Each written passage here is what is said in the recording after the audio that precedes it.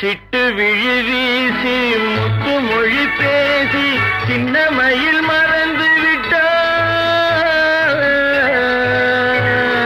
சிட்டு விழி வீசி முத்து மொழி பேசி சின்ன மயில் மறந்து விட்டாள்.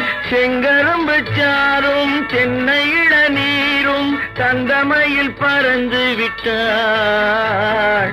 தந்தமயில் பறந்து விட்டாள். வண்ணரதம் காண வந்திருந்த மன்னன் வானரதம் தேடுகிறான்.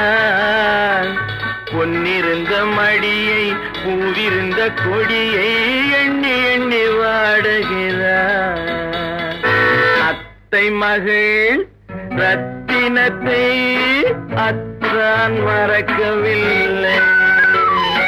அண்ணன் நடை சின்ன